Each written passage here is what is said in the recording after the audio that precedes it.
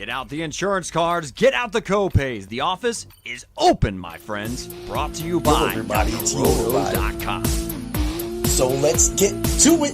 Bring the pain!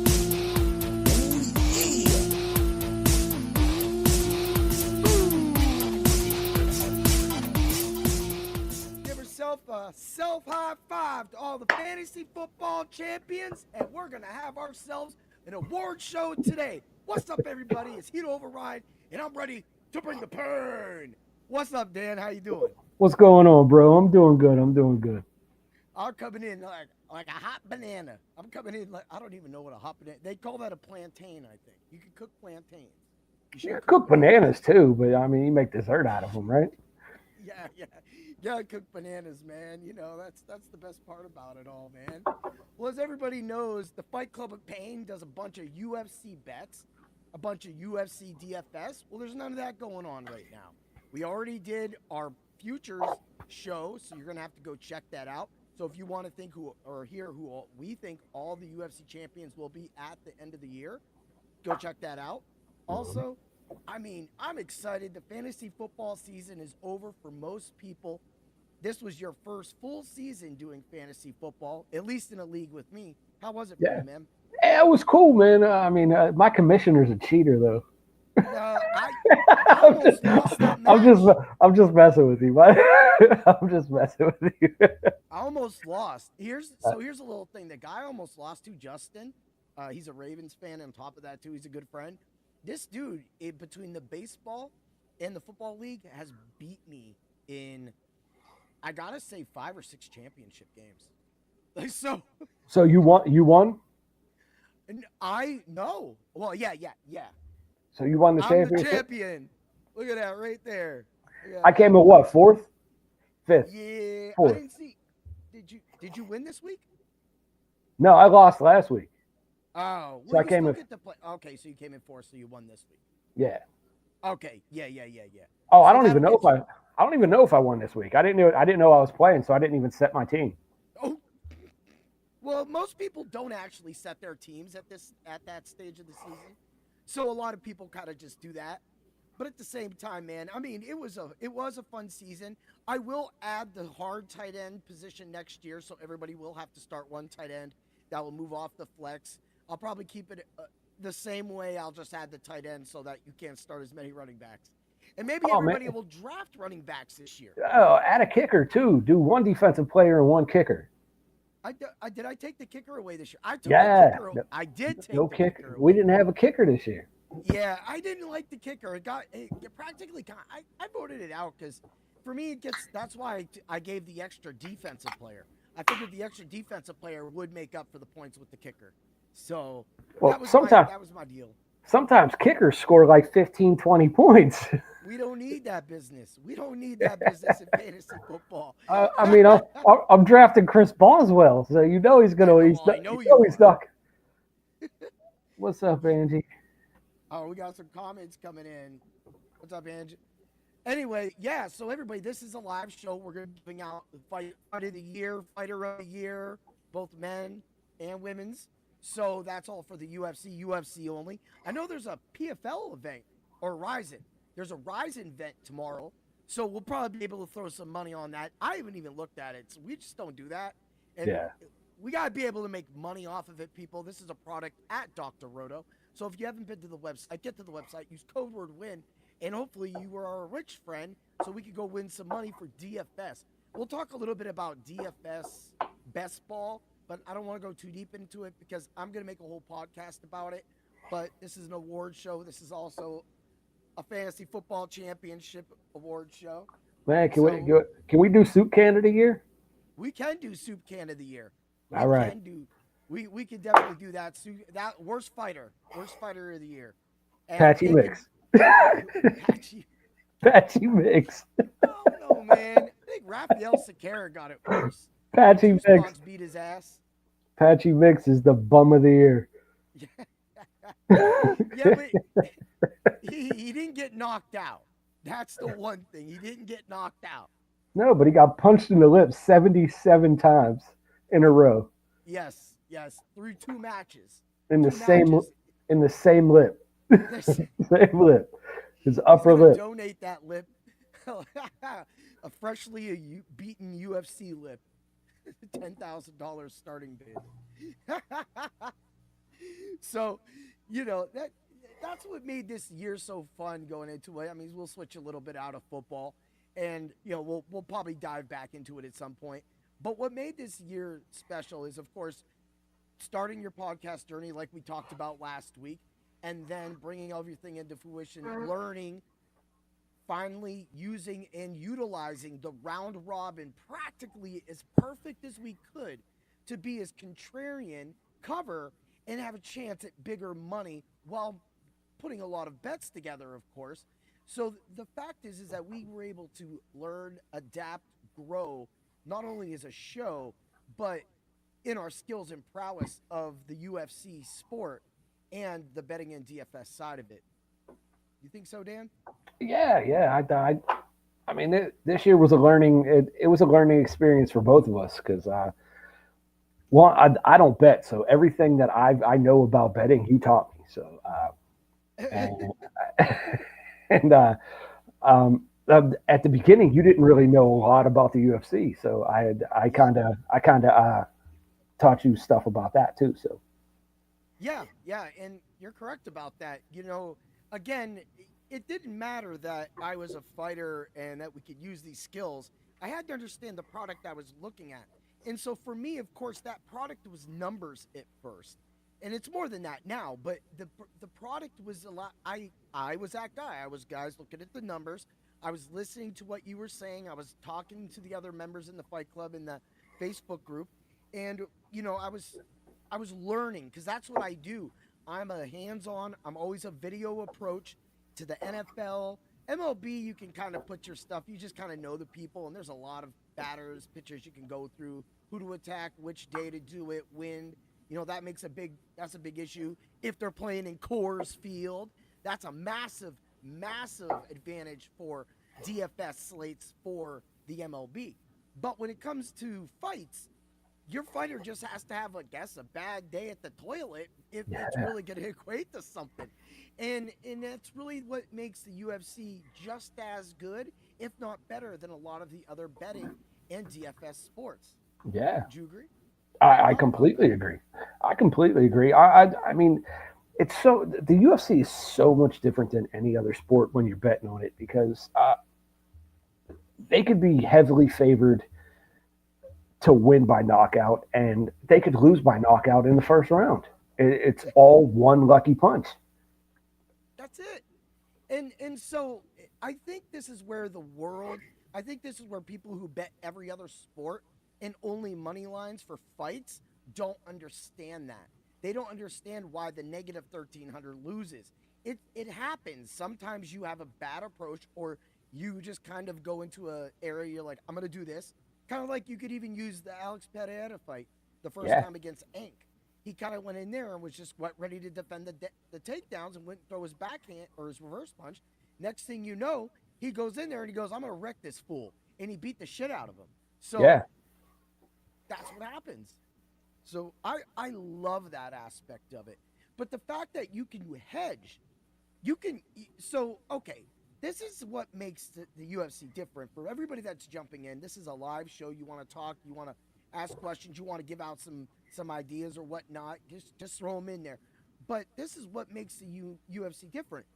I can take a Bijan Robinson touchdown prop, and I can take a Puka Nacua touchdown prop, and I can hit them both, right? Well, that's the knockout for both fighters.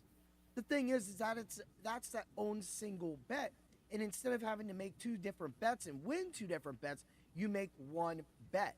Now, you can also first and second round, first round, second round, or third round, second, third round, or guess the winning minute and round.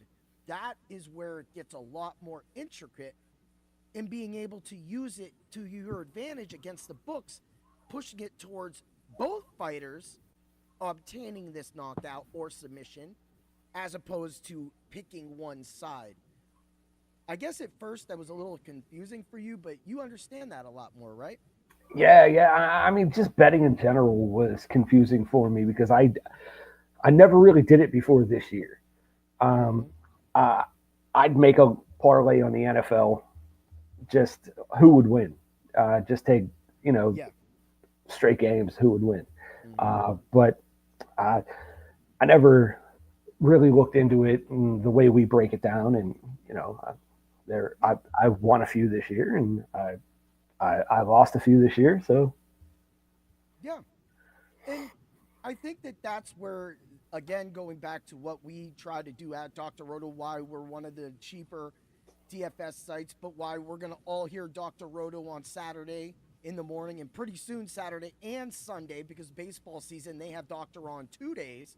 So that's a big thing, being having that connection to Sirius XM Fantasy and doing all that. And again, we constantly say this. This is a goal of mine this year, is to get Sirius XM Fantasy to get people on. And I really want to get Juicebox Walker on with Doc in the morning so that they could do an interview and bring in that thing. But he's right now so deep in a fight camp that sometimes these things might not be possible.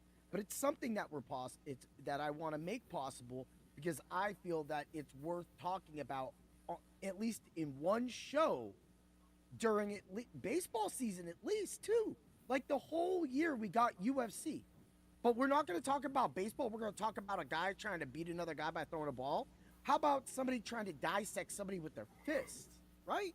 I agree. There's nothing like it, man. Nothing like it. I'm a big boxing fan, don't get me wrong, but there's nothing like the UFC, because you can win so many different ways. So, speaking of boxing, since you want to bring it up, the Jake Paul, Joshua Anthony fight, talk about it, Dave. Man. He saved boxing.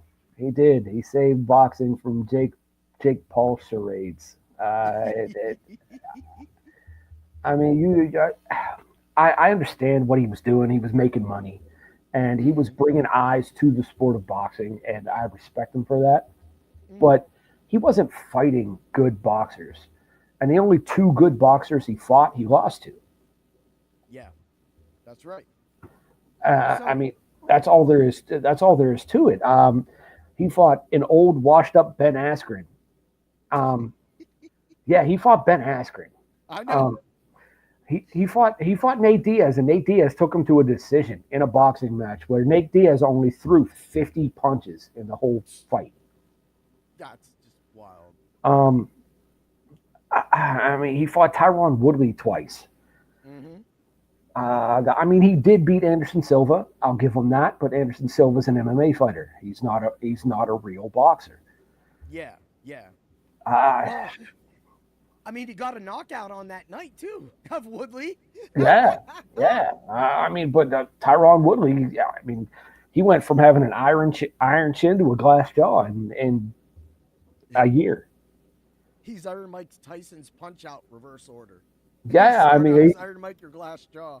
He's Glass Joe now. I mean, he gets hit square and he's done. Must just give him the glass eye, man. Yeah.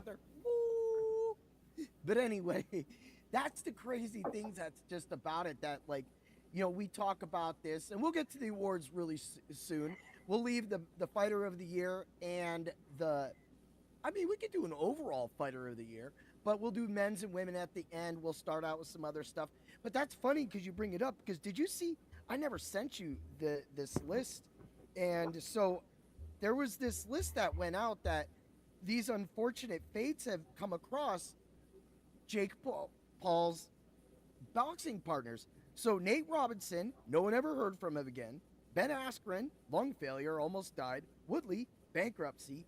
Tommy Fury breaks up with his hot wife and runs a marathon versus middle-aged women now. Ryan Borland stopped boxing, became a plumber. Guess he knew he wanted to be Mario. And Chavez Jr.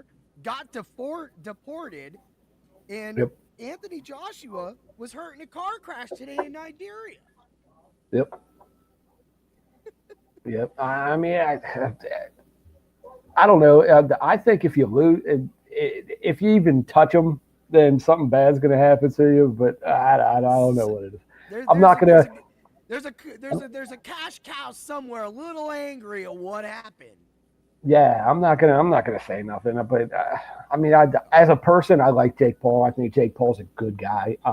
He helped Ben Askren. He helped Ben Askren a lot when he had that double lung transplant. He donates all kinds of money to charity. He opened up a boxing school for kids in Puerto Rico. I mean, he does things with his money. So I give him all the respect in the world, but he is not a professional boxer. He is not. No. He's a side professional acting boxer. He's a sideshow. Yeah. And it really, if you're just going to have him running exhibitions, so in Erie, when the Bizarros do their boxing promotions, they have these things called exhibition matches. Mm-hmm. That's where the beginning fights start. And then there's the main card where there's real boxing going on. And we're talking Johnny Boy Bizarro days, Erie, stuff like that. Like, this is a boxing family. What they do, him and his brother Logan. I mean, Logan Paul's claim to fame is he boxed Floyd Mayweather. Woo! I don't mind the Maverick. I love the Maverick. But he was 90 pounds heavier than Floyd Mayweather. Mm-hmm. And it was an exhibition fight. Floyd Mayweather was not allowed to knock him out in the fight. It was in the contract. Yeah, yes.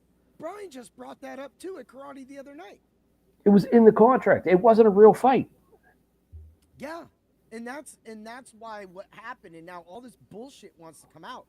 And in conspiracy or not, background, little Don King, little pulling the strings thing. Oh yeah, I just had to do that. Anyway, that's the kind of thing that kind of goes down behind the scenes at this. We get drama at karate over point fighting. We get that stuff. You've seen it. I mean, you've seen it firsthand because of me. Things happen. Yeah. So, when you do all that, you add it together. What's sad is when I grew up, when you grew up, I remember the Mike Tyson era. I loved Evander Holyfield, the Lennox Lewis era. I'll even give credit to the Klitschko's, but the Klitschko's, I think, were just good boxers, but they weren't marketable. And in Europe, they were.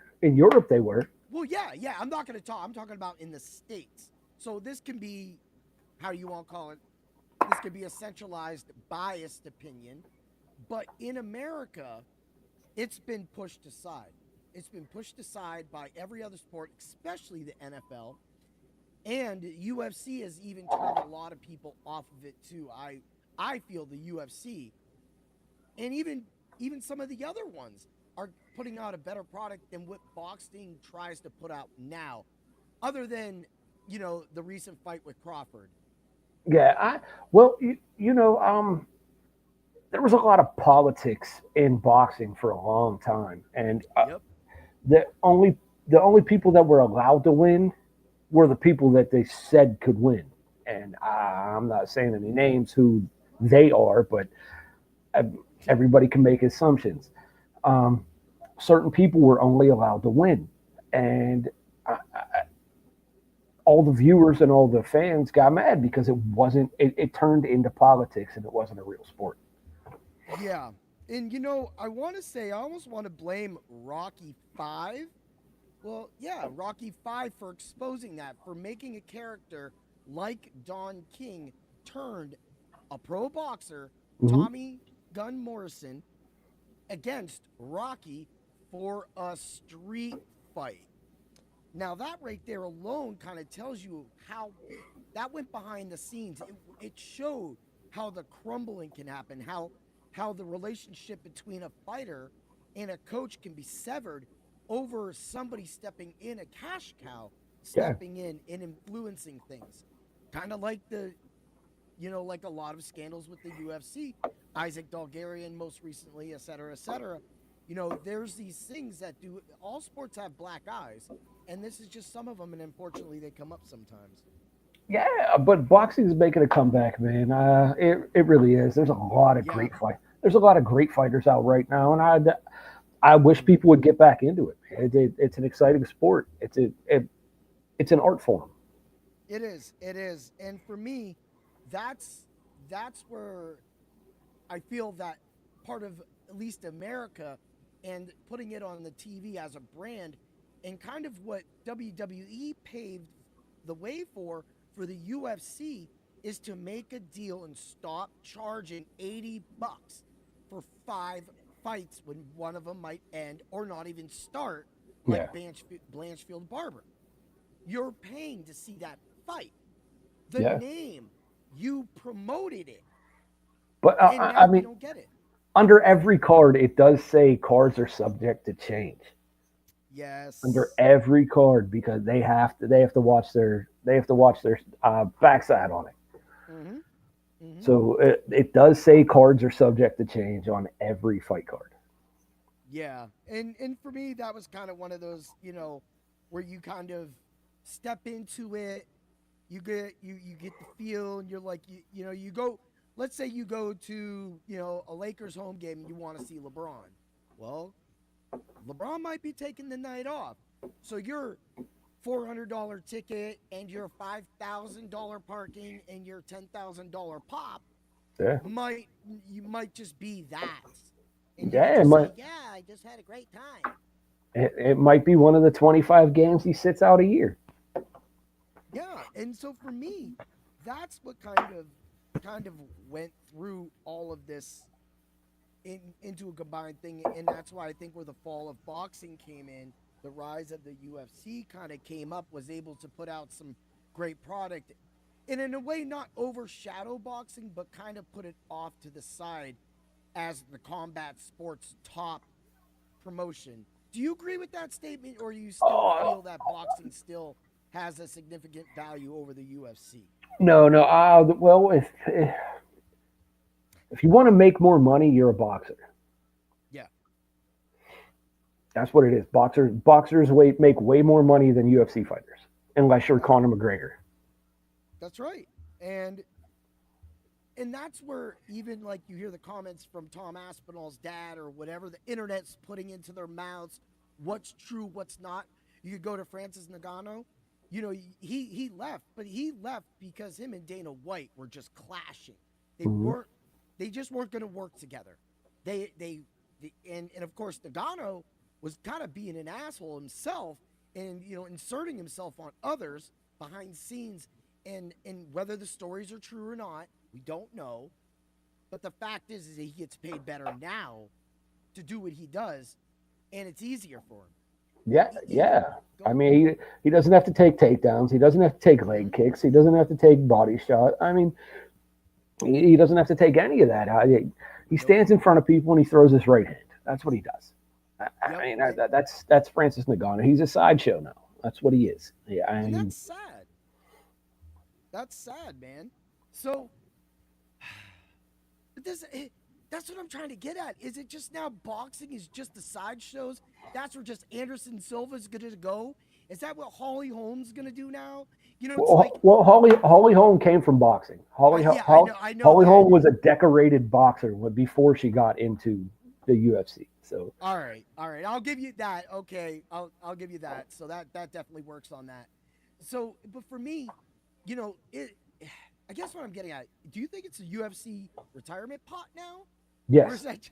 yes, Huh? yes. When you can't hang in the UFC anymore, you go to boxing, and you put on these show fights, and it's like celebrity boxing. That's basically what it is. Celebrity death match. Yeah, because none of these guys are professional fighters. None of these guys would stand No. a chance against Terrence Crawford or Canelo Alvarez or any of the top name guys. Anthony Joshua. None of these guys are ever going to step foot into a ring with them and last more than 4 rounds. In Jake Paul's case, 6. It's 6.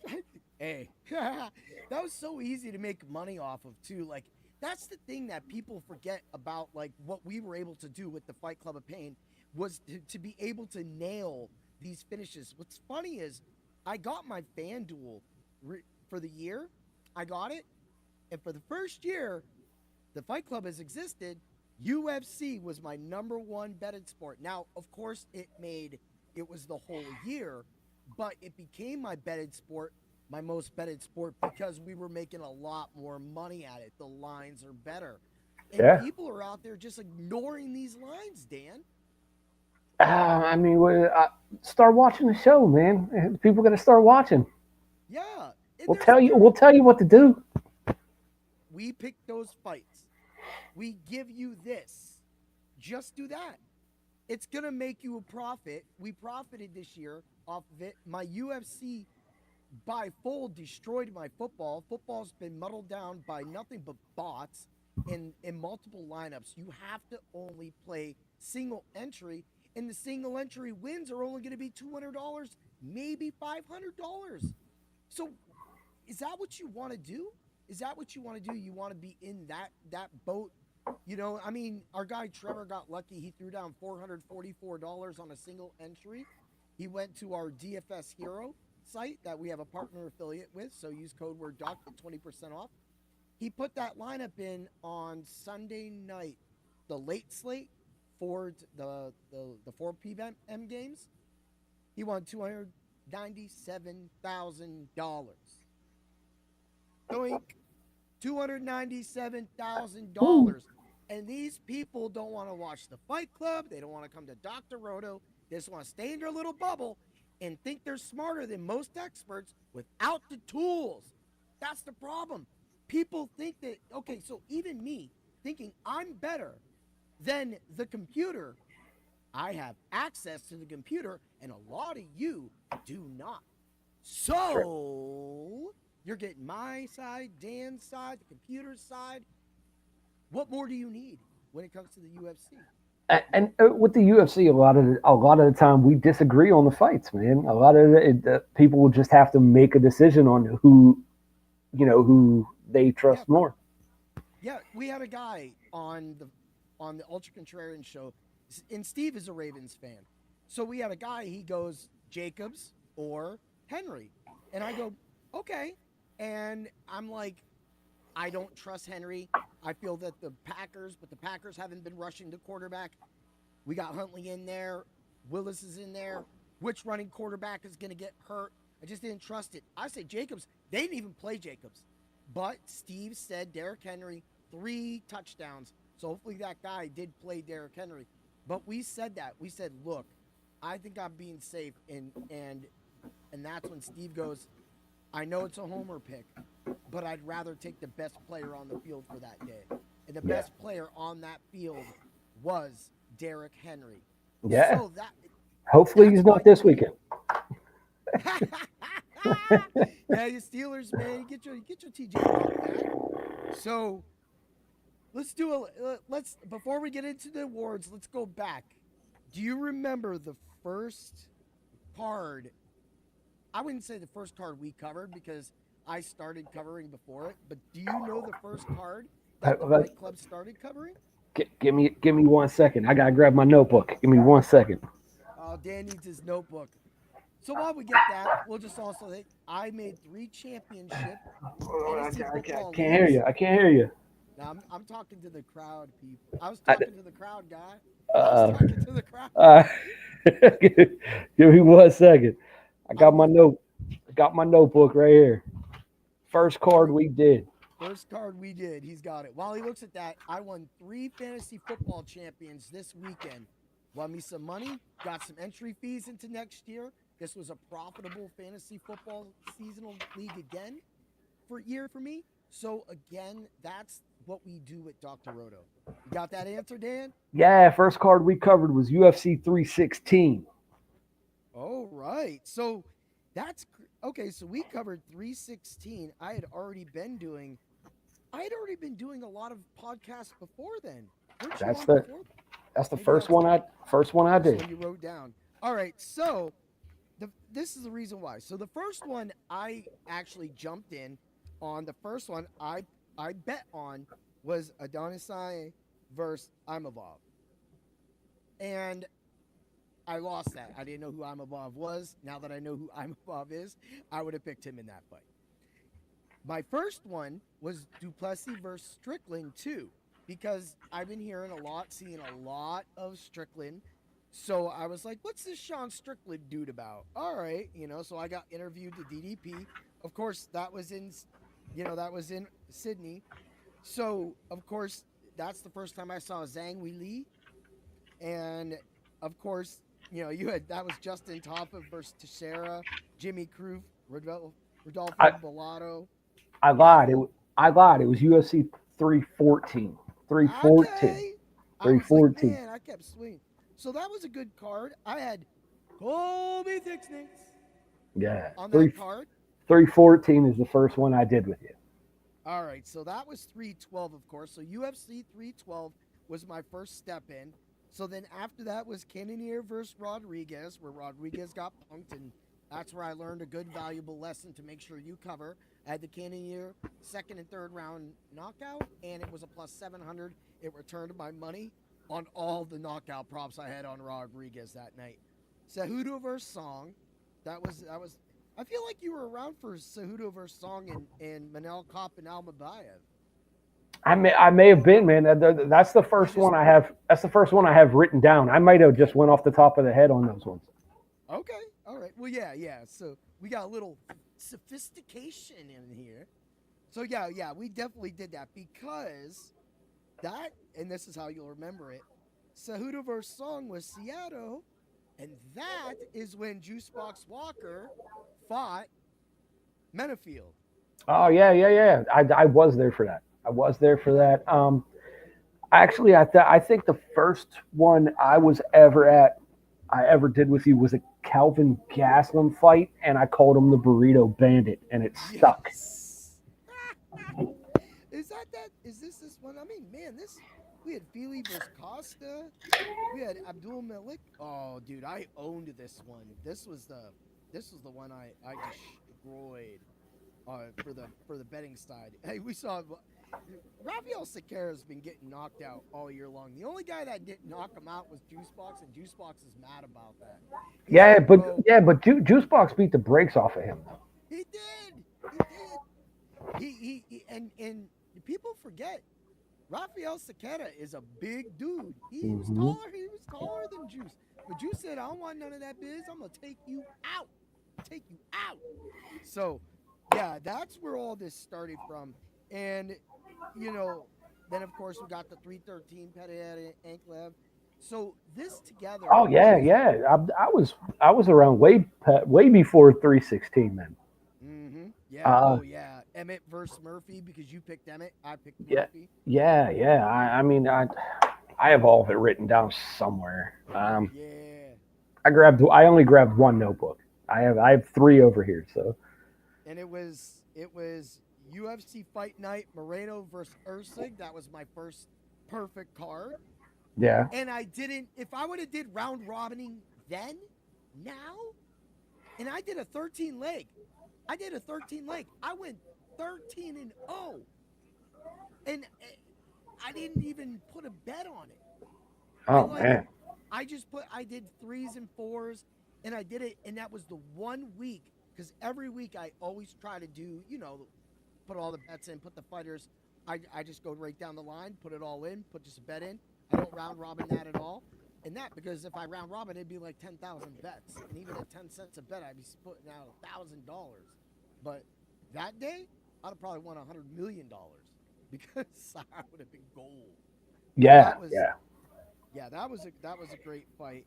Or a great fight card for me. So, there's a lot of different fight cards this year, and a lot of people do that. So, let's get to some of the awards that we were talking about today. All right. And let's talk about card of the year. Do you think it's too early for card of the year? What was your favorite card of the year? Card of the year. Oh man, I really like the what was it? I'm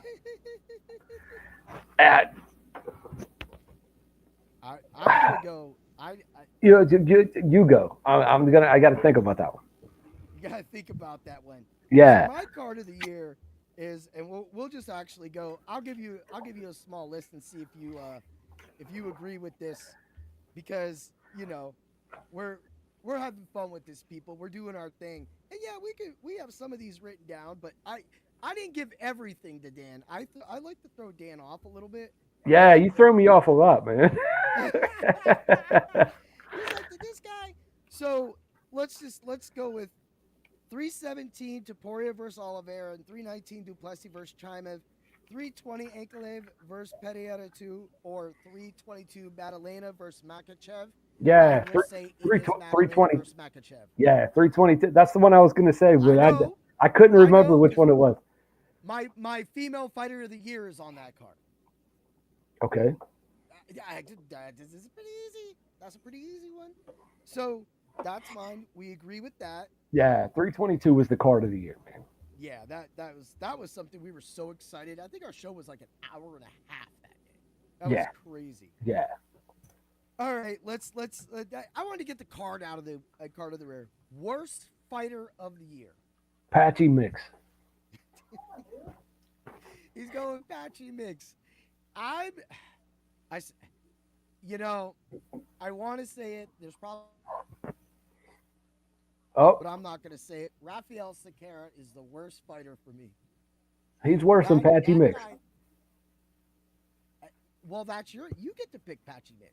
That's your FCOP award. You're giving him to Patchy Mix. Oh, yeah, I'm giving that to Patchy Mix. Patchy Mix. Yeah, you get your own awards, bro. Dan's awards, my awards, because that's what it is. We have, like fighters, we just have different tastes. So Rafael Sequeira is that. And I know that everybody's going to be like, you're being a homer with Juice Box. I'm not. I won money when I watched that man get knocked out earlier this year, and I won money when he got knocked out last time. So that, to me, is what it takes. All right, let's get it up. Best debut. Who made the best debut? We got a ton of fighters. Quillen Salkid,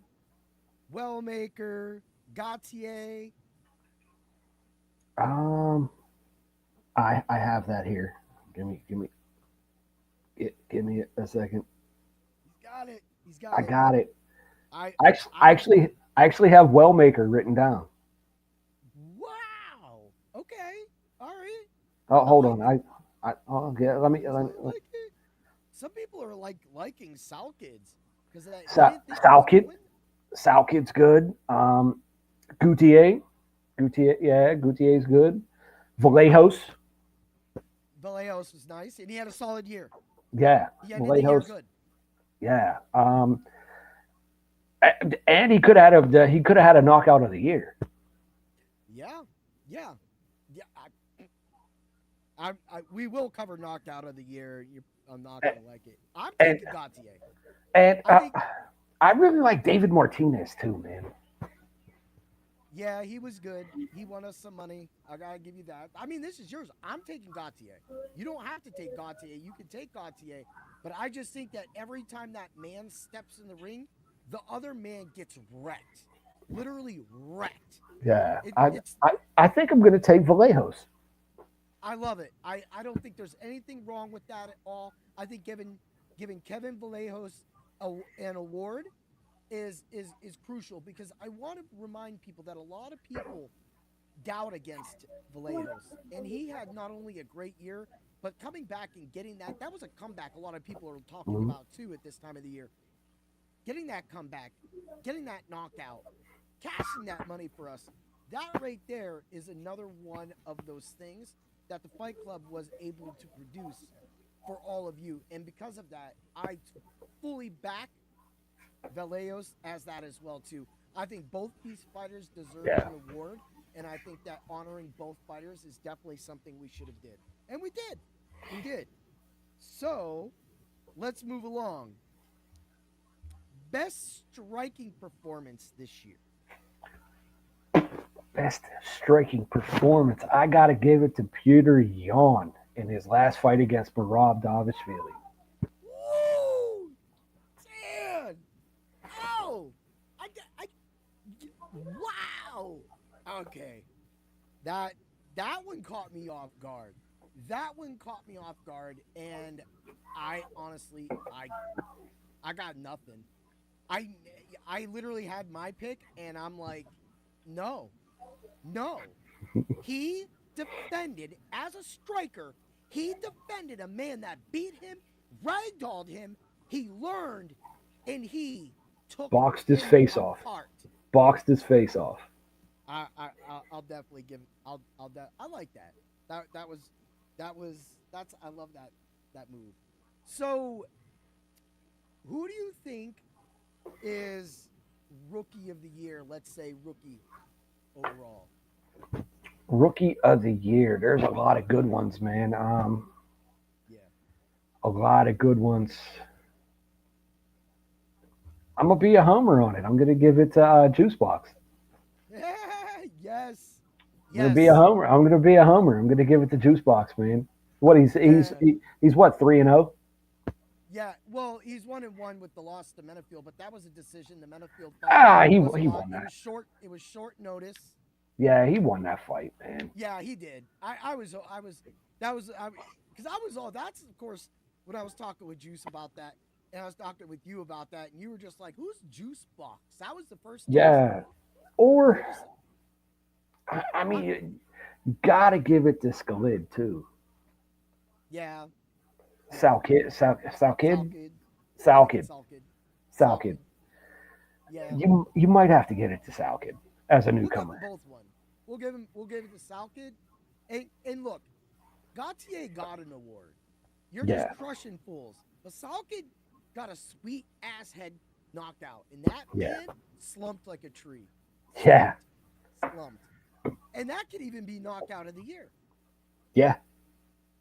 Let's talk about it. Knockout of the year, Dan. Knockout of the year. I know a lot of people are gonna say Ilia Topuria, but I love the Carlos Prates knockout of Jeff Neal when he was losing the fight and he came back and he just bounced his head off the canvas. Yeah, that was a good one. That was a really good. And there's a lot of great knockouts. I love that knockout. I mean, I can think about Carlos Olberg's knockout. Yeah. Murphy, that spinning elbow on Aaron Pico. Yeah, and Pico was on his ass. Yeah. On him. Yeah, Murphy hit that spinning elbow and just put him on his face. I'm gonna give it to Murphy with that elbow. You're gonna rate that over the Lopez on Silva elbow? Yeah. That is. So all day I had this, and I ain't gonna do it. And I'm just gonna do it. You know, it's a fighting nerd. It's Mauricio Rufe. That head kick. Out on Bobby King. That head kick. I knew you were gonna pick it. You knew it. I knew it. Dude, he had that guy knocked out real fast. He's like, dude, what? And I was like, oops. Well, you could pick which time Bobby Green got knocked out this year to get knockout of the year. I don't know, man. Like, there's been so many crazy. Like, Mansour Abdul Malik had that one. That was funny. Gautier's knockouts are insane, though. Like, it's like you punishingly feel bad when they're getting knocked out because you just know those punches hurt a lot. Yeah, and as much as I hate him, that Topuria one over Oliveira was just crisp boxing. I'm still giving it to Murphy, man. That spinning elbow on Pico, who everyone thought was just going to come in and wreck Murphy, and he knocks him out with an elbow in 45 seconds in the first round. That was just crazy. That was and to me, I think both of these guys are definitely deserving and worth it.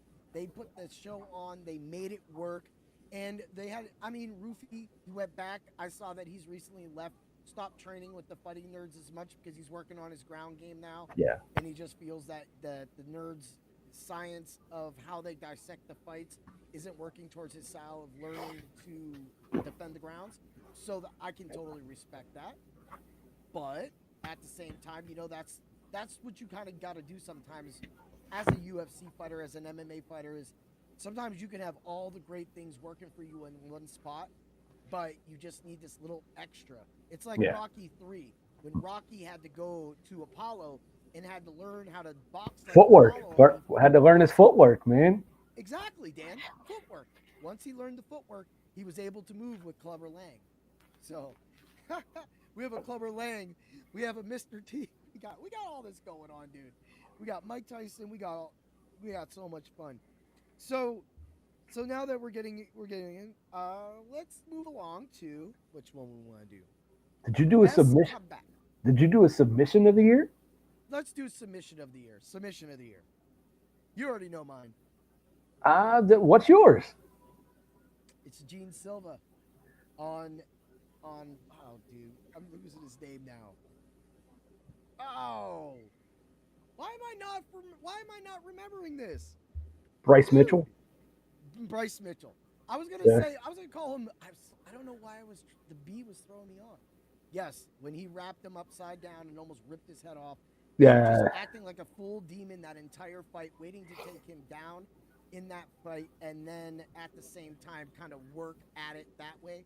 That to me was just how you truly get a true submission on. You knew you could do it, you worked it, and then you made it happen. And that's what I loved about that match right there. I got to give mine to Fluffy when he snatched Roman Dolidze. How do you pronounce his name? Dolidze. I always mess up his name. Where he snatched his neck in the middle of the round, just snatched him up and just made him quit. Yeah, I got to give it to him. Yeah, dude. Dude, I love Fluffy, dude. That's another guy I can't wait to see fight again. And it just, to me, it's just gonna continue on with the greatness of or you got to give it. It's not just one; it was 3 in a row. Walter Walker with his heel hooks. Ouch! He wanted so much money. 3 in a row with the heel hooks, man. Yeah, I might have to give it to him. It wasn't just one; it was 3. It was 3. Okay, Walter Walker gets submission of the year. So you get Walter, I get Bryce. I love it, dude. That's amazing. That was. I mean, when you get 3 of those same submissions, you can also say Chris Duncan too. Chris Duncan gets an honorable mention. Nah, we'll give him a trophy too. You get an FCOP. This isn't gonna be like Oprah though. We ain't gonna give out all these awards, but Chris Duncan for being impressive, having it, and then actually talking with me a few times through messaging and stuff like that, and I entered at one of his contests for his fight gear from that fight when he fought. Oh man, why am I having it? I'm having such a bad day. Jordan Vucinics. Yeah, I mean that man jumps the guillotine no matter what he's doing. He just jumps the guillotine. He jumps the guillotine no matter what. Yeah, I like that one. I mean, a lot of people talked about Dvalishvili on Sean O'Malley. Yeah, that's a cute one. But, yeah, it was cute, but whatever. Yeah. So speaking about that, comeback of the year. Comeback of the year, man. Yeah. Man, that I got to give it to Josh Van. Josh Van? Yeah, I got to give it to Josh Van because he was getting beat up by what's his name? Royval. Yeah, Brandon Royval. Ooh, comeback of the year. You know what? I love it. You know what I really love, and why it should be. That fight's gonna come up one more time in this match, but my comeback of the year is Neil Magny versus Jake Matthews. When Neil Magny spammed that chokehold, we had the end of the first round. Wasn't he out? Nobody knew. It was over. Dude runs over again. Matthews runs over again. He's choking him out. He's getting tired. Neil Magny counters. Neil Magny gets the win. Yep. He was just such an underdog in that fight. I picked him that fight. Yeah. Yes, that was your soup can of the week. Yeah. That to me right there just shows exactly. But now that we're kind of getting into the meat and the potatoes, we got the comeback, we got the debuts, we got the rookies, we got let's take a second and let's reminisce it. Out of all the calls we made, what would you consider as call of the year? We made a lot, people. Man, We made hundreds of calls of the year. This is hard. Call of the year. I like the Pereira loss that I called. To Ank? But yeah, to Ank. That's call of the year. That was To me, it was a bold pick because everybody was picking Pereira just to beat him up. Mm-hmm. Yeah, and that's kind of one of those things that when you get that kind of substantial, when you get that huge kind of call, what it makes. I don't want to regurgitate that, but for me, it's going to be I've made a lot of calls. I don't know which one was cooler. If the RDR one was cooler, or if the Carlos Oberg one was cool. The RDR one was badass because you called how he was going to win on that with the knee.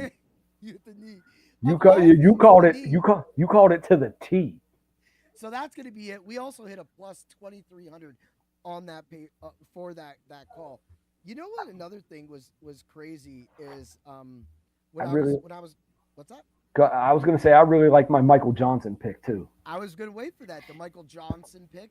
That was another pick you brought up last week that we talked a little bit about. But he literally was like a plus 1,600 as a money line? Yeah. That was insane that you had that crazy line.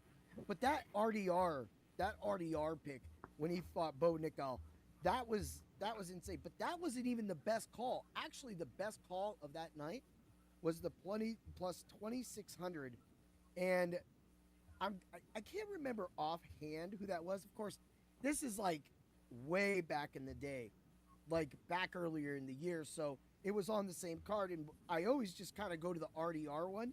But when we talked about it, it was, to me, it was one of those calls where we hit a 2,600 and a 2,300 on the same card. Where was the round robining then? Yeah. Crazy. That to me is where it took off, because even though that was one of the first big highlights, we had been winning money. I had been learning the whole fight queue up to that, and then we get through Allen beating RDR, and I'm going back to the nickel, the fight card, because I'm gonna get that. I thought that was Sanhagen Figueiredo. And so that got performance of the night.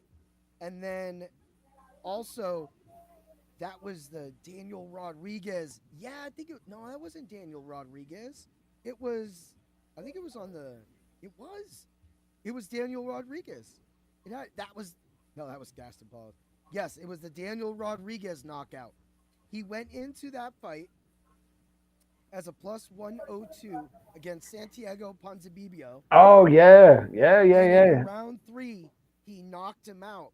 His knockout prop alone was a plus 2,600. Yeah, and you called that because I took Ponzo in that. Ponzo. But so that card again, that was a big one, and then Sanhagen, of course, getting the knockout. That was right there. That was 3 knockouts we would have had. And the way I play the UFC now, I would have had that. I would have had that round robin, and that bet with the nickel knockout plus 2,300, a plus 2,600, and then of course throwing in the. Well, if you don't forget, you picked Bo Nickel to win that fight. I did. I picked RDR to win, and you said how he was going to win. Yeah, and that's why we have 2 sides. and Dan was more, he was more. He knew RDR a lot better than I did, and of course, a lot of the fight tape. That's where watching all the fight tape and watching a lot of all these fighters fight this year really helped. And then now it's all together, all tuition. I love it, but yeah, that's what I'm going with. All right, so that's call of the year, and that's pretty much bet of the year as well too. Yeah. Unless you can think, I mean, I can't think of one better. Both those bets were plus 23, plus 2,600, but we hit multiple plus 1,800s, plus Yeah. 1,700s, plus 2,100s. We hit parlays that were plus 3,200. We did this all year, and a matter of fact, we ended the year literally. I think it was the. I think I went 3-2, but I went 4-1 and 4-1 on the others, and then we were coming off of 4 weeks of at least one of the parlay of pain or the what was my article, the Five-tastic picks. Those articles went 5-0 or 4-1 literally for 1 month straight at the end. So That's you're awesome. just winning a freaking parlay or going 4-1 and getting the round robin action. Yeah. Paid back. So I mean, those are the best bets overall. But I still think that you throwing the money down on Michael Johnson straight up on a money line, getting that money line that high was also just as fascinating. Yeah. Yeah, it was fun. It was fun. All right. Before we get to let's throw a plug in. Everybody, you all work out. You know I'm a fighter. If you're looking for that extra edge, check out W Energy. Use code word Bring the Energy, and you will get 10% off of your purchase. On top of that, there's no dyes, no fillers, none of that extra stuff. I have been using it religiously for 2 weeks now, and normally I take a full dose, and I usually only slam so much of it, and then I ride with my other drinks because of the way I have my diet. That's the way I run my diet when I fight. So I did notice there's no crash. They do advertise that, no crash. I never felt me come down. I felt like I was right here at this level. I highly recommend giving W Energy drink a shot. So that's definitely it. Bringing the Energy is your code word. Let's make that money. Also, look at these great shirts, people. Get over to Bring the Pain at T Public and buy yourself a Fight Club of Pain. Buy yourself a Bring the Pain mug, or my redesign is coming in. That's my logo right over there. That's going to be on a shirt very, very, very soon, now that I got the time to do it. It's right above me. It's right here. It's right there. Right It's there. right there. Best fight of the year. Um, I'll just give you mine. It is Royval versus Van. I was trying to think of something different, but I know. I mean that is fight of the year. Yeah. That it really is. It's fight of the year. I've never seen two men punch themselves so hard and so many times in the face. Yeah. And nobody fall. Nobody Yeah. fall. I mean Roy Vall and Van. I gave Van the comeback of the year on that fight. So Yeah. that got to be fight of the year. Yeah, that's, to me, that right there gives me another, it's just, again, you set the record for most significant strikes in a UFC fight. It was high paced. There wasn't even a lot of blood. But, and then, of course, I know Royval at the end practically lost by, he slipped. He kind of was a weird, awkward position he got in. He went down, Van got on top, and immediately went to the ground and pound to get as many points and get the look. He ended the fight like that. That's why Van won. That's why Van got the shot with Pantoja. So, but for me, yeah, I'm all about that, man. That to me is the big moment right there. I just can't find another fight that gets close to it. You know. I can't either. I'm looking it up right now. I can't. Yeah, there's just nothing close. What would you're gonna take two guys wrestling around for a while? What were you talking about? Kelvin Gastelum versus Spevix or something now? What? I'm not talking about that fight. I'm just naming people, but Yeah. we're not doing this. This is why those guys are cut now. Because they're boring fighters. They're boring Yeah. fighters. And nobody wants to see them.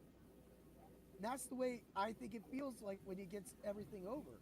You know what's crazy too is that my NFL thing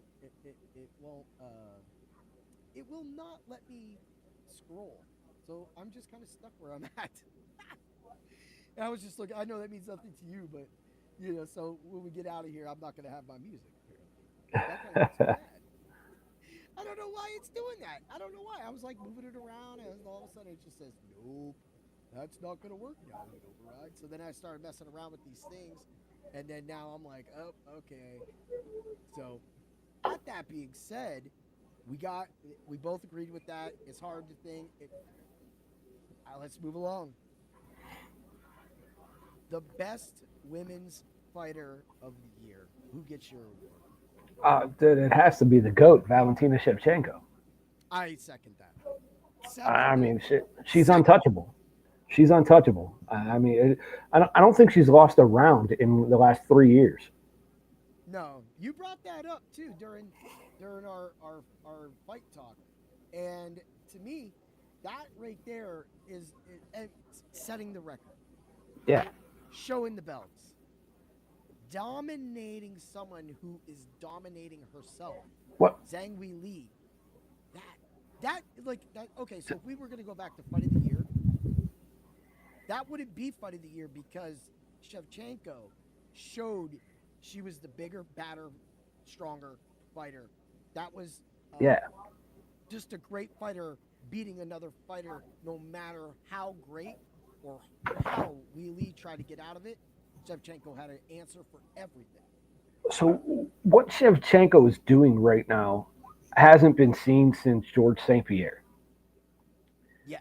So St. Pierre was so dominant in every one of his fights that people wanted him to lose, and people called him boring because he would wrestle the strikers and he would box the wrestlers, and he was so good at everything that it became just repetitive.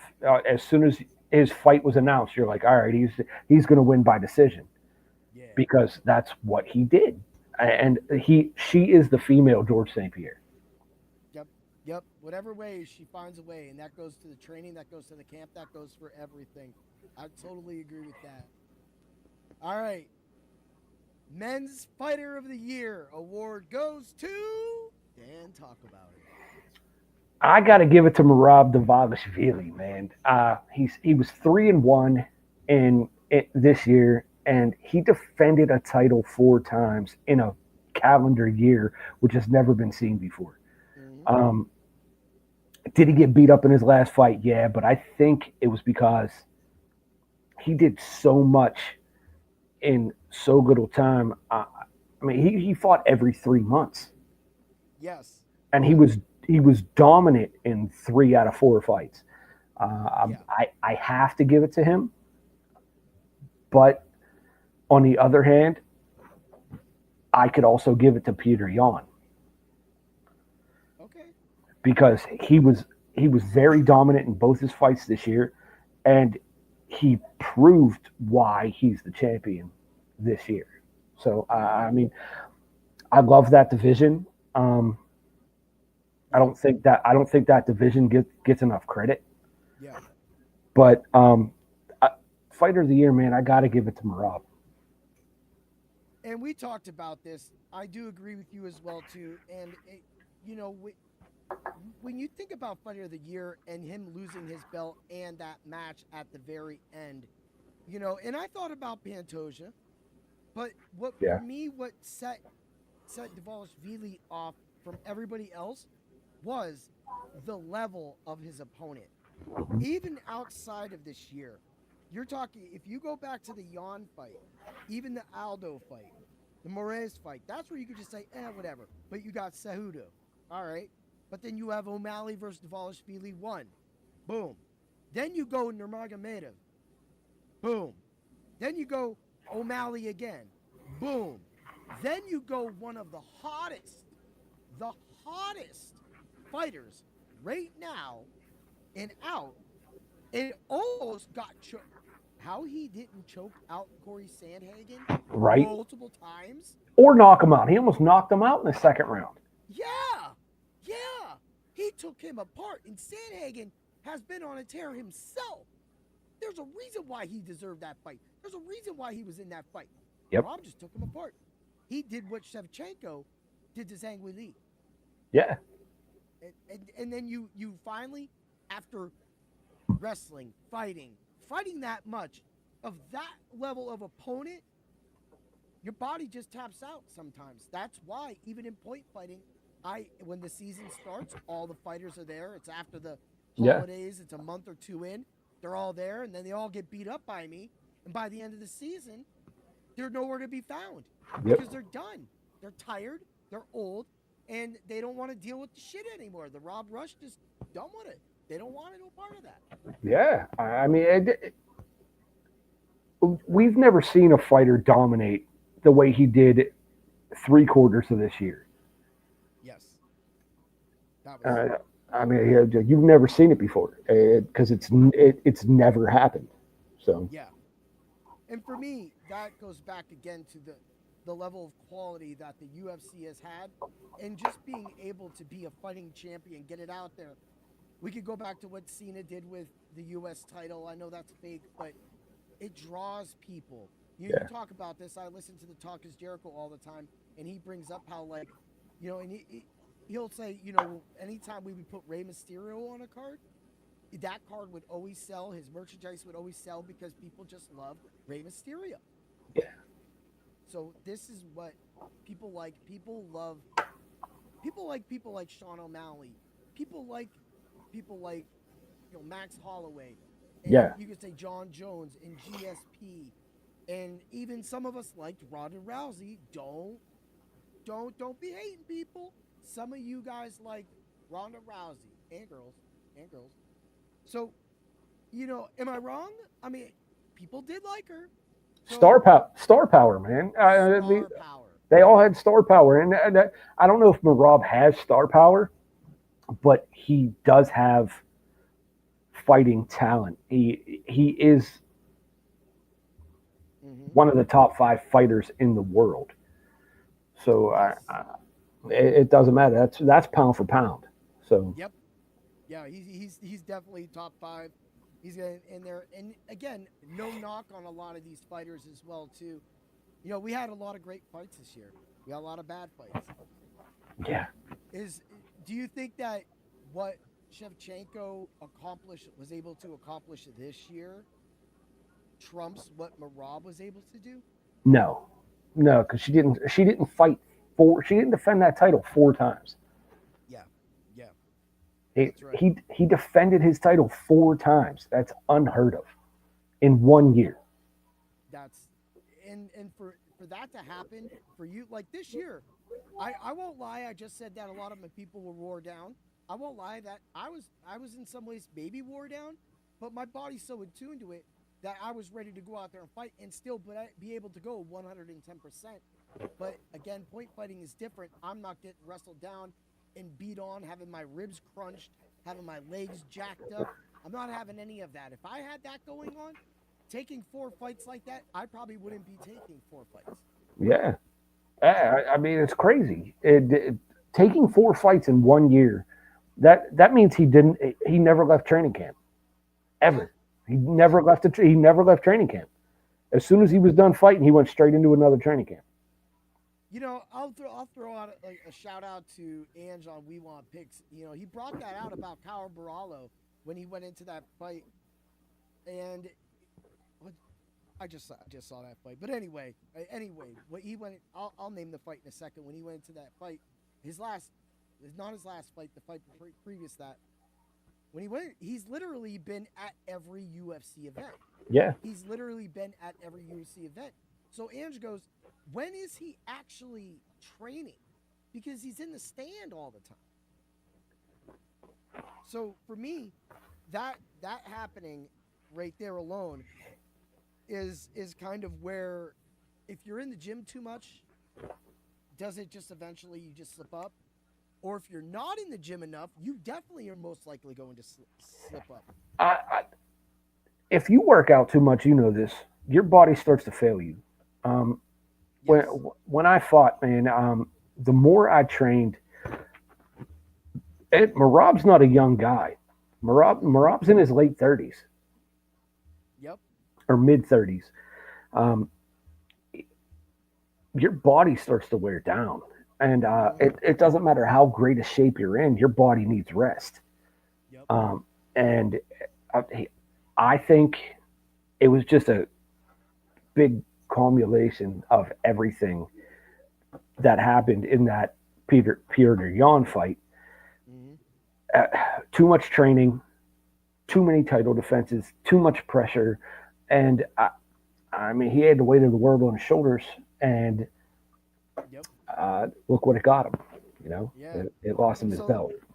that was the Imavov fight. Imavov versus Baralo. That was his last fight. I was just completely all thing.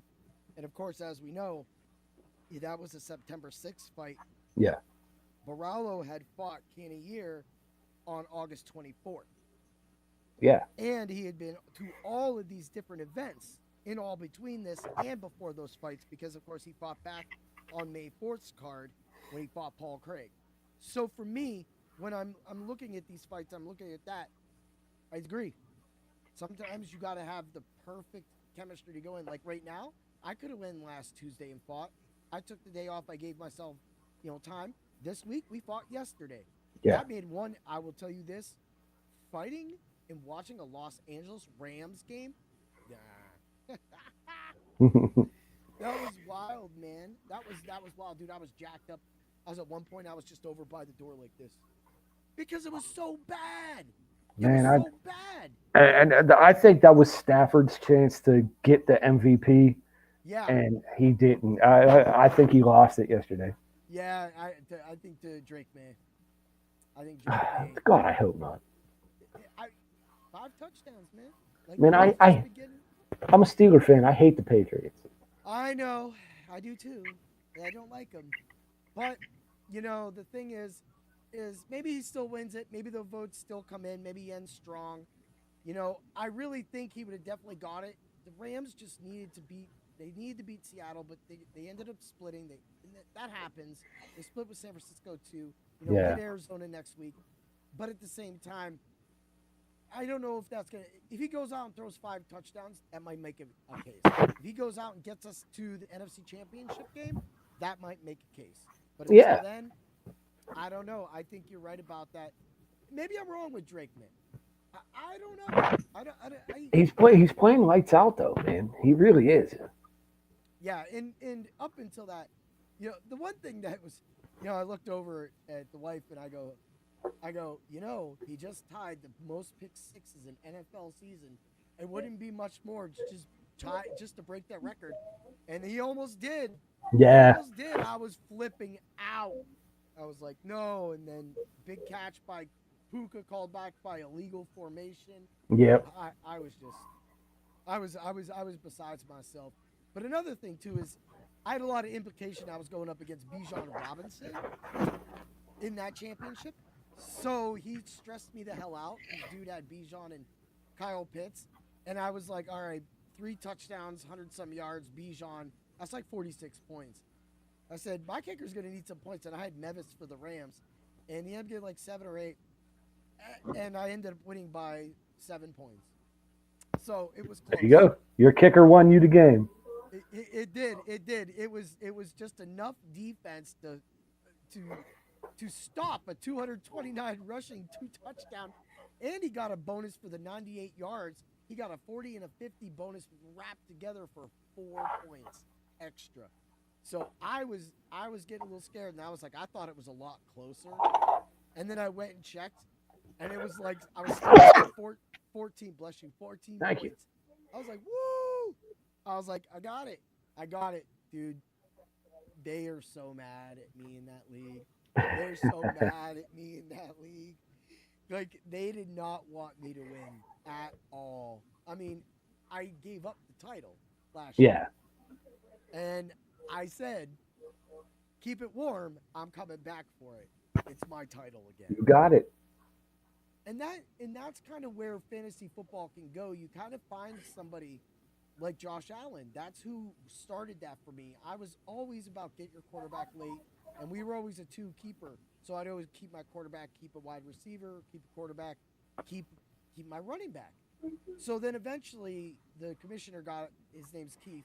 Keith got a little olded with that and a couple of the other savvy guys. He's savvy himself too, saying, all right, I think at our skill level, we can't be keeping two keepers. We're going to keep one. So now I literally keep just Josh Allen. And a lot of people would not keep Josh Allen because he's a quarterback and they feel that, and they could have had Patrick Mahomes. Patrick Mahomes was practically second to Josh Allen going up into that injury in fantasy points scored this season. And what that allowed to do is that allowed someone to pick late. Or Matt Stafford. Somebody like Matt Stafford picking him in the 10th round. That's huge, man. Yeah. So, when it comes to fantasy football, you have to make a choice. But I remember my buddy Dave, and he was in this league. He had Aaron Rodgers for a long time, and he goes, the other positions are nice, but the quarterbacks are the one that consistently have those big games. Yeah. So I was always a Ben Roethlisberger guy. So I was like, I'll take Roethlisberger. Everybody hates him. I'll get him late. So I'd have like Roethlisberger and Bortles, and I would have those guys just starting between it. And so for the other guys, he would have Aaron Rodgers, but he wasn't a good picker. So he would always go for the people, and I had his favorite guy, Greg Jennings.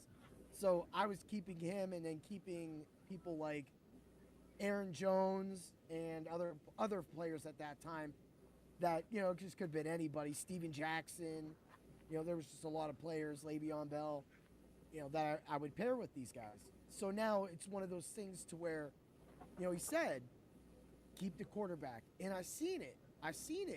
Because when a quarterback has those 5 touchdowns in this league, you get 40, 50 points. But Josh Allen was able to score over 30 points so many times this year. Yeah. If you go back to Bijan, you see Bijan, you're like, Bijan's getting the 20s and 30s. Where are you getting that? Sometimes I think in how I will defend Bijan Robinson as the number one pick, as our number one pick in our league that I picked, and why he was better than Jamar Chase going into the season is exactly why he did what he did yesterday. Yeah. A running back like that sometimes cannot be stopped. And a receiver can always be stopped by getting bucketed. To me, he's one of the top 2 backs in the league. Yeah. Who's the other guy? I like Jamar Gibbs, man. I agree with Gibbs. I'm a Gibbs fan. Yeah. We need to see more out of him. And I talked with Chris from the Pot of Thunder, because he's a huge Detroit Lions fan. And we talked a lot about that. And he said they need to lean and give the ball more to Gibbs. And they did, and you had those explosive weeks. Yeah. But like fantasy football, you need consistency sometimes. You need consistency. And they also have Montgomery, so they like to give Montgomery the ball too. So. Well, they can run them both. They're both great running backs. It's just at some point you kind of have to move on. I almost feel it's almost like, and this is nowhere in skill comparison, but what happened with Kareem Hunt and Isaiah Pacheco? Pacheco always gets hurt. Kareem Hunt's in there. Kareem Hunt's more dynamic. He's the better overall player. But Pacheco's there because of what Kareem Hunt's past, or what he did in his past, and the Chiefs turned their back on him, then eventually led him back into the organization, and that's where things heal and things like that. And so for me, when I see that, you got to remember that in fantasy football, you could look at your draft and you could be like, I got this guy, I got that guy, I got that guy, but we need those big games. And I was stressed. I had Brock Purdy. I picked him up, and I had Brock Purdy because I had that questionable tag right next to Josh Allen. Yeah. Ended up being a bad decision. Even though I won by 7 points with Josh Allen starting, 25 points is what Josh Allen got me. And Purdy got 44. So that would have been the only bad decision I made for this championship, other than having Breece Hall. And outside of Breece Hall's 59-yard run, he was scoring 10 points just like Jalen Warren, just like Walker, just like Gianti. So those were my 4 running backs. But I mean, when we look, when you look back, I picked up Harold Fannin. I drafted. ESPN thought that in this league, this is that Chris Olave was my best pick, and he was. He scored literally like 38 points 2 weeks ago, and then he just scored like another 30 points in the championship. So that was, but I feel it was Devontae Adams. Devontae Adams, I got a little. I mean, I did get Olave in the 10th round. Yeah, Adams was a stud for me this year until he got hurt, man. 14 touchdowns, and when I wrote my preseason article up on him, I had him catching a lot more balls. But and I do want to give credit to another host of another show for another site, Jeff Mans, that Jeff brought up that was the Rams running back. That Devontae Adams was the Rams running back, and me being a Rams fan. Adams was on my team for a reason because I knew that Adams has that size near the goal line to get the job done. And people are going to be so zeroed in on Puka that they can't,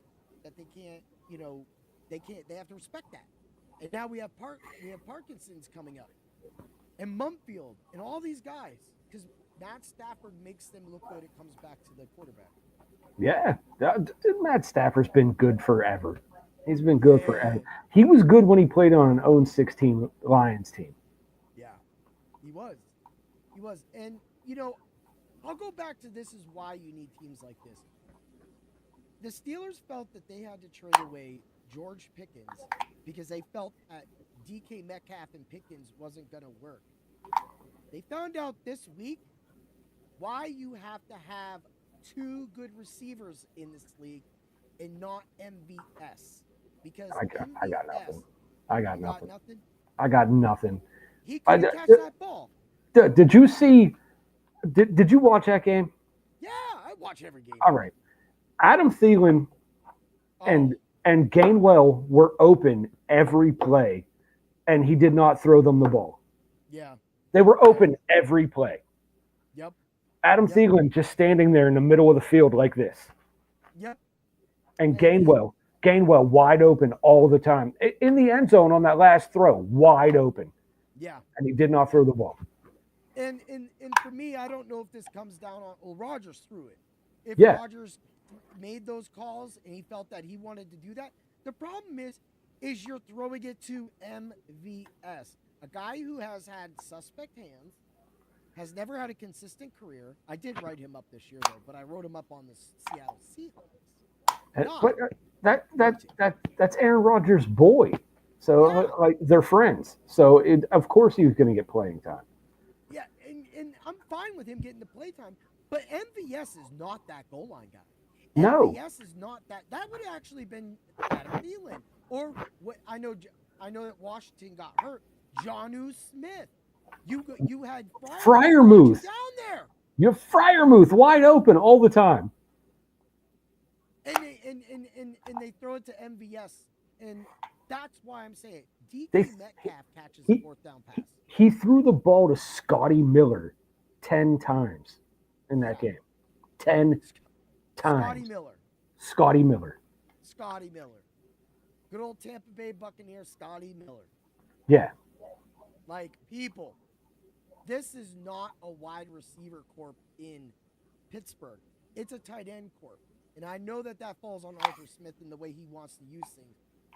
But when your receiver gets a little wild, gets a suspension, and then you don't have somebody big, strong to outfight a defender on a simple jump ball to win the game, that alone lets you know that you made a bad decision by trading away Pickens and not at least making a trade by the trade deadline that we talked about multiple times. That I'm not even a Steelers fan, but I don't understand why they thought that this was all a great idea. The whole thing is they thought they had something in Roman Wilson, and Roman Wilson, he doesn't get playing time. And they think they have something in Calvin Austin, and Calvin Austin is too small. He's too small. Wilson, I think Wilson is Calvin Austin. They're the same size. Yeah. I think Wilson's 1 inch taller. Here's the problem. They both suck. Yeah, Calvin Austin, the ball hits him in his hands and it just bounces. He catches every pass with his body. Mm-hmm. He cannot catch with his hands. Here's the thing, Tutu Atwell. The Rams gave him all that money. I thought that he would have a bigger role this year. He didn't do shit, and he dropped a long ball yesterday that could have set us up to win that game or tie that game. That Tutu Atwell is your guys' Calvin Austin. Yeah. And if you notice, the Rams, especially Matt Stafford, was throwing to Smith and Mumfield more than he wanted to throw to Tutu Atwell. Yet Tutu Atwell, don't quote me on it, people, gets paid more than probably both of them put together. I just don't get it. I mean, get in the offseason, get rid of Calvin Austin, get rid of Roman Wilson. Roman Wilson project is over, I hope. Yeah, it's got to be. You guys can't do this. He has great hands. I'll give it to him. He has great hands, but he can't run a route to save his life. No. He reminds me of Pickens in his first couple of years where he had really bad, like, out of bounds, like line play. I call it line play. Like, yeah. He was just always stepping out of line trying to catch a ball. He didn't know how to get his feet down and stuff like that. He was a rookie. He can't run a basic route. He can't run a basic route to save his life. He's always in the wrong place. Same with MVS. MVS is always in the wrong place. He runs the wrong routes. Yes. And all MVS does is... Yeah. And when you ask him to run a route, he can't. He goes the wrong way. Yeah, and that's why he tried that. And I know he's Aaron Rodgers' boy, but he's his boy because he loves chucking the ball up to him. When you ask that man to play wide receiver, this is what you get. Yeah, and DK can't play. I say start Adam Thielen on the outside. He's our best bet. Yeah. If you're gonna be running plays for slow ass tight ends, you might as well be throwing it to slow ass wide receiver Adam Thielen. He has the best hands on the team, other than DK. And I think right now that you guys are doing a lot, like you guys are sneaking in Jalen Warren on kick returns now. So we got to do something. I mean, you guys are benefiting from that. I mean that offense looked good the past couple weeks until DK went out. Yep. That's where he was kind of heating up.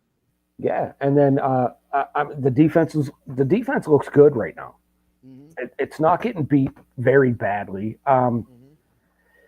They're playing bend don't break, and that's the Steelers way. Bend don't break. That's right. Let up the middle, let up the little stuff, and don't let people get over your head. So, that being said, we're talking about all this thing. NFL, the playoffs are coming up, and I know that you do the whole fantasy football thing. So there's the best ball playoffs, and a few years ago, I fell in love. And I'm not a best ball guy, but for the last couple of years, I've been able to do some season-long best ball and win some money off of it. And I decided a few years ago, I was like, I'm going to do playoff best ball. So practically, and I'm explaining this for the people that don't know, and for Dan's he's not overly used to it. So what season best ball is, or playoffs best ball is you just make a draft, but you only draft the players in the playoffs. If your team loses, you of course lose that player. You move on, right?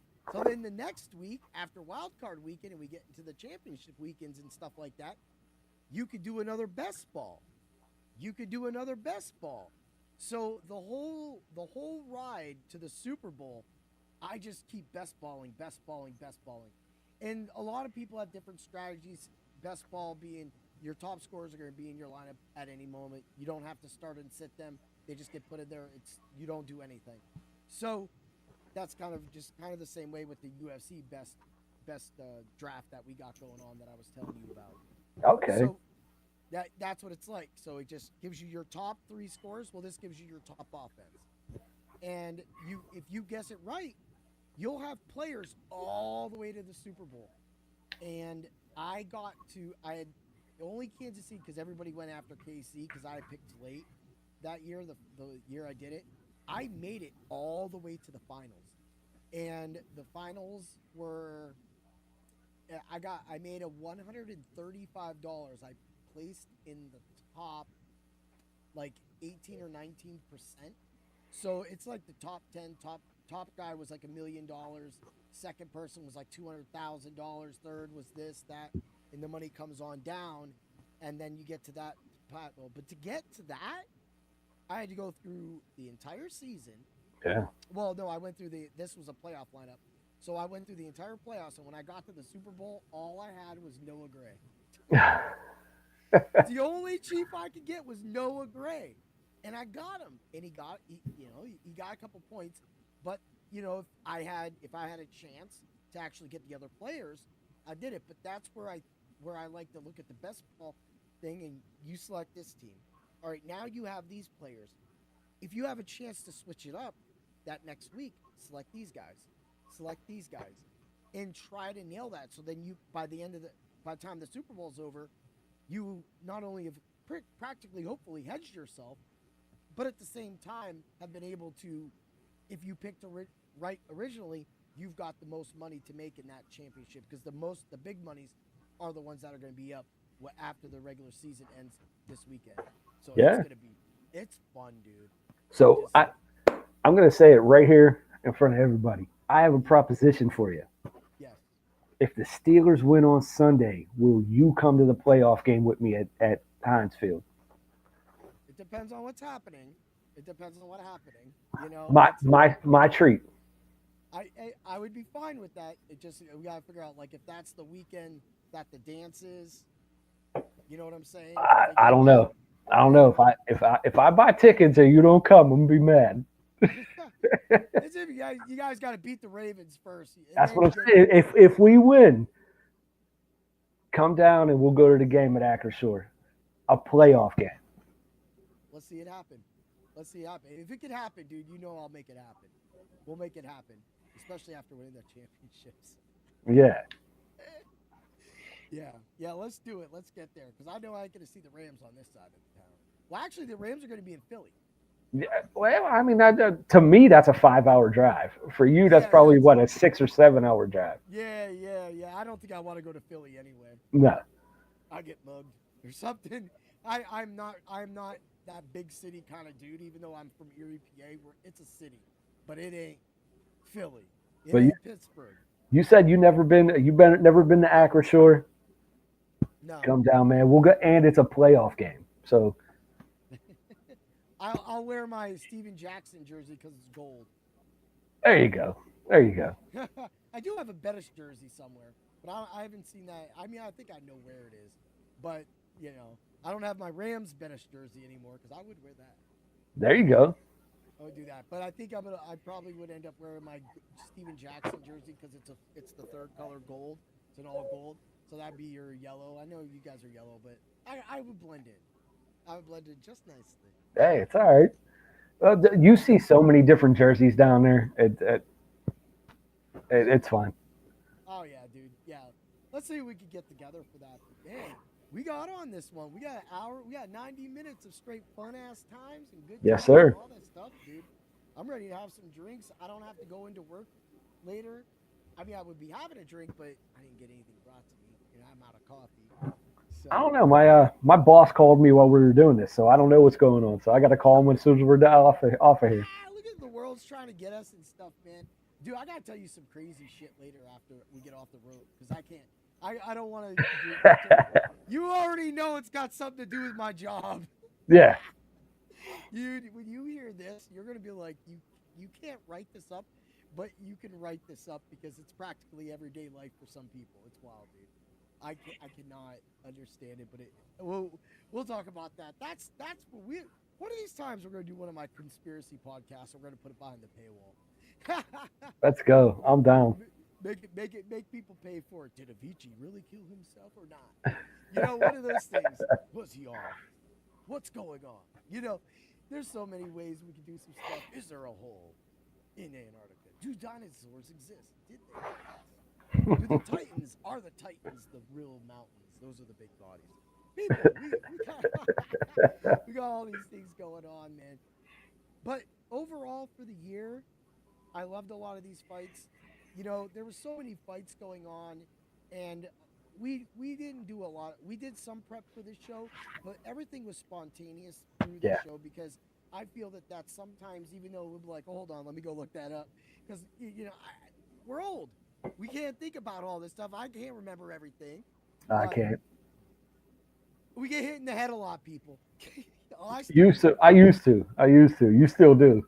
dude, I thought this was an age wrinkle. Yeah, I know y'all can't really see it, so I was like, man, is that an age wrinkle? Because not that I care about that stuff, but I touched it, and I was like, ow, no, that's a scratch. It's just one of those things, man, where you just get it.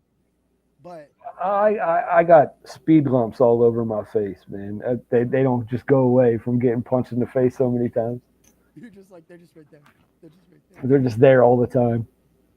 So ending the year as a podcaster now and everything else, what's one thing that you truly love about podcasting? Uh, I love the fact that I'm comfortable now. The first what 5 6 shows, I wasn't very comfortable, man. I'm comfortable now. I'm comfortable being in front of the camera. I'm not a camera guy.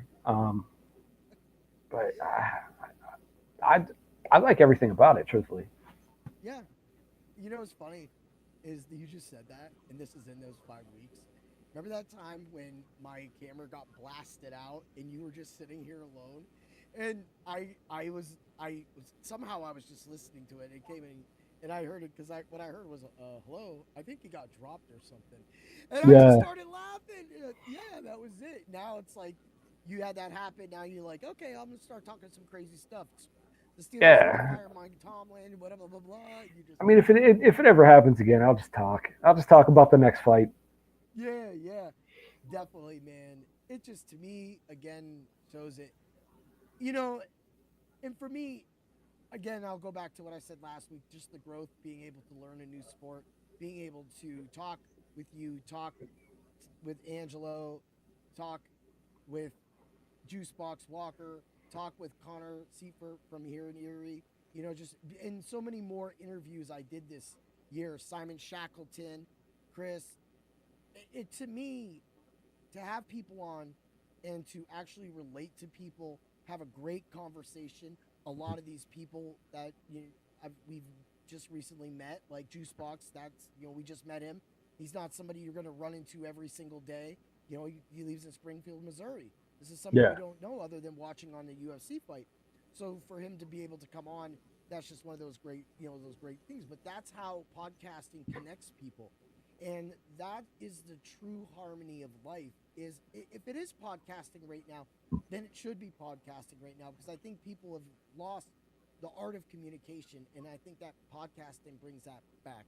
And I think that that's one thing that I leave this year going into next year that I reiterated, but also makes me feel confident going into the future that we can continue to grow like this as a podcast and continue to have great times like this with all the guests coming in the future.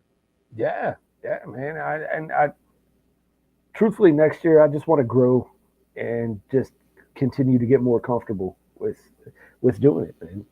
Yeah, yeah. And that's going to come, with more things that being able to outsource. I've talked to, 138 MMA a few times, and he doesn't check his matches as often, but he had talked to me, and then he has a lot of his own shows planned. Plus, of course, he's probably doing something for Ryzen tomorrow night. So for them, it's UFC, it's PFL, it's Ryzen, it's boxing. Whereas for me, I have baseball, football, and UFC. I have just other things I have to pay for because, of course, NFL is the globally the best sport all around. It's the moneymaker on Sirius XM, which is why I don't understand they won't do UFC because you can use the UFC year round, whereas football is only once a year. So you Yeah, can, even if they want to cycle out hosts like the Fight Club of Pain or not, you're able to at least listen to your listeners and give them something to look forward to instead of the same old regurgitated baseball stuff. Because all those guys last year were all talking about Jamar Chase and all that. Well, Jamar Chase didn't make my championships. He wasn't in any championships that I went. Maybe he was in yours, but he wasn't in mine. A lot more people will say Puka was on the teams, and that's what the census is that Puka Nakua got everybody to the championship. But as you heard earlier today, my teams had Devontae Adams. My teams didn't have those guys. They had people like Josh Allen, and that's just the key, man. That's what happens, and that's why you got to draft. You have to think about drafting a quarterback or a running back, because I feel that when there's a one motion, and this is what I've always said, when there's one motion, and I'm not talking about throwing. Let's get this right.